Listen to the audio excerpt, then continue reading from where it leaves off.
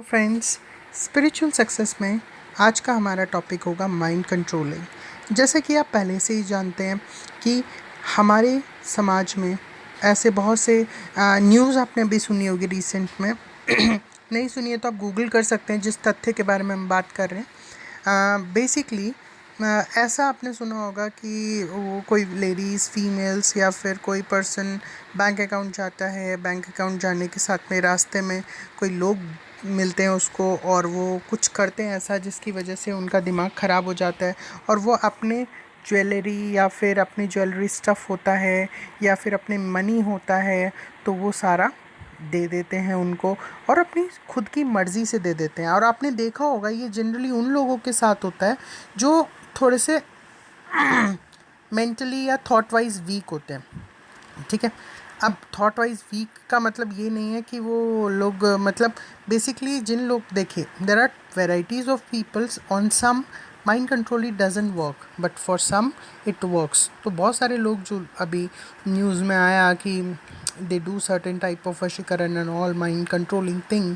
So these things mind controlling वो बहुत पहले से चल रहा है और बहुत ज़्यादा एनर्जीज। तो इसको अब थोड़ा सा प्रैक्टिकली और लॉजिकली समझते हैं। ठीक है, बहुत ज़्यादा अंधविश्वास में ना जाते हुए इसको साइंटिफिकली भी समझते हैं। देखिए देर आर एनर्जीज, जैसे फॉर एग्ज़ाम्पल आप मानते हैं कि आपने जैसे कोई खूबसूरत सी चीज़ देखी, फॉर एग्ज़ाम्पल एक खूबसूरत सा फूल देखा, ठीक है, वो कहीं पे खिला हुआ है तो हमारा क्या है, ध्यान उसकी तरफ ऑटोमेटिकली चला जाएगा। आप चाहे कितना भी रेजिस्ट करो फिर भी हम वो पीछे भी चला जाएगा तो एक बार घूम के ज़रूर देख लेंगे कि यार बड़ा खूबसूरत फूल था, मुझे बहुत पसंद आया। तो इसे कहते हैं आकर्षण शक्ति।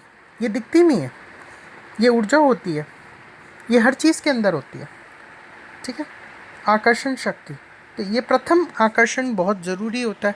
अगर किसी के अंदर प्रथम आकर्षण ही नहीं होगा तो फिर लोग कहाँ से आएंगे। फॉर एग्ज़ाम्पल कोई कहता है कि उस रेस्टोरेंट का खाना अच्छा है, हम सुन लेते हैं, लेकिन फिर हम जानने से पहले ही देखते हैं यार रेस्टोरेंट कैसा है।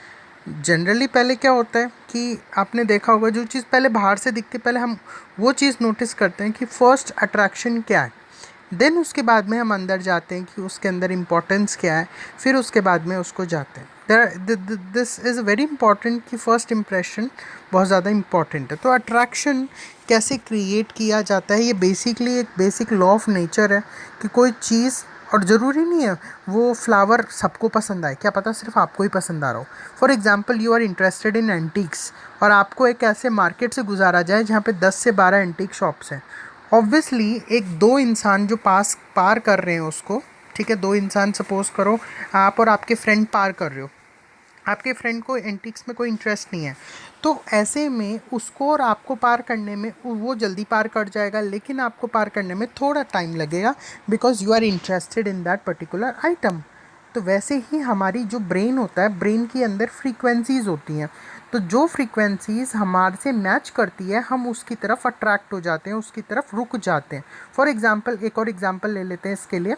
जैसे फॉर एग्ज़ाम्पल आप मान लीजिए आप खाना खाते हैं, ठीक है, तो अगर नॉर्मली क्या है कि अगर आपको आपकी पसंद का खाना नहीं मिला या फिर जो खाना है वो मतलब उतना जैसा टेस्ट आपको चाहिए वैसा नहीं मिला तो आप क्या करोगे, आप उतना फोकस नहीं होगे खाना खाते वक्त। लेकिन जैसे ही अगर आपका टेस्टी फूड आपको मिलता है तो आप सब कुछ छोड़कर उस पर फोकस होके खाना खाते हो। ठीक है, और आप उस दिन फील करोगे कि आपने ज़्यादा खाना खाया या फिर मतलब पेट भर के खाना खाया, you are self satisfied with the food which you are eating basically. So what is the concept behind this is called mind controlling concept, mind दिमाग को वश में करने का कॉन्सेप्ट। तो ये जो छोटी छोटी फ्रीक्वेंसीज हैं, जब एक फ्रीक्वेंसी एक चीज़ की फ्रीक्वेंसी दूसरी चीज़ की फ्रीक्वेंसी के साथ मैच होती है then only we connect with that person. ये तो सिंपल सा एग्जाम्पल है और इसको प्रैक्टिकली भी अगर आप साइंटिफिकली समझना चाहें तो आप ये समझिए जब दो फ्रीक्वेंसीज मिलती हैं तभी जाके कम्युनिकेशन पॉसिबल हो पाता है। ये तो आपको भी मालूम है, ये तो इसमें कोई एक्सप्लेन करने वाली तो कोई चीज़ है ही नहीं। तो बेसिकली फ्रीक्वेंसीज अब कैसे काम करती है, हमारा ब्रेन कैसे काम करता है। देखिए कॉन्शियसनेस, ठीक है, हमारे सबकॉन्शियस माइंड में कुछ चीज़ें फीड होती हैं। ठीक है, जैसे हम लोग कॉन्शियस हैं, हमें पता है कि ये चीज़ गर्म है, ये चीज़ ठंडी है। फॉर एग्ज़ाम्पल आप सो रहे हैं, सोते सोते आपको आपका हाथ गर्म चीज़ पे पड़ सकता है क्योंकि आप अवेयर नहीं है उसके बारे में, you are not conscious enough to just touch it. जैसे आप छुएंगे तुरंत हाथ हटा लेंगे क्योंकि आपकी बॉडी ने सेंस किया कि वो गर्म है, राइट। लेकिन अगर मान लीजिए आपको बेहोशी का इंजेक्शन दे दिया जाए, तो आप उसको टच करेंगे तो उतना जल्दी से सेंस नहीं कर पाएंगे क्योंकि you are not conscious basically, मतलब वो फ्रीक्वेंसीज काम नहीं करी। इसी तरह हमारे सबकॉन्शियस माइंड की कुछ फ्रीक्वेंसीज होती हैं, जब हम दूसरे व्यक्ति के साथ में उस फ्रीक्वेंसी को मैच कर लेते हैं तो वो पर्टिकुलर पर्सन कुछ समय के लिए, या जितनी देर भी हम उस फ्रीक्वेंसी को बैलेंस कर पाते हैं उतने समय के लिए वो पर्सन हमारे नियंत्रण में रहता है।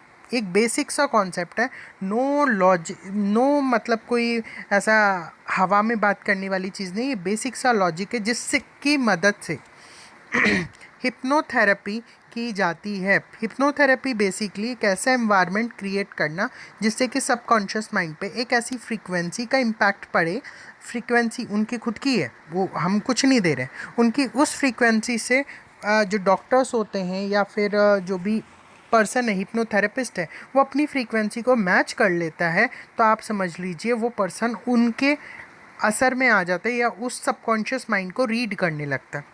तो वो जब पर्सन क्या करता है, फॉर एग्ज़ाम्पल आपको किसी को कंट्रोल करना है, किसी का माइंड कंट्रोल करना है, इसको हम इन डेप्थ हम लोग अपनी वर्कशॉप में सीखेंगे। ये मेरी अपकमिंग वर्कशॉप है, like how to win the world with the help of attraction.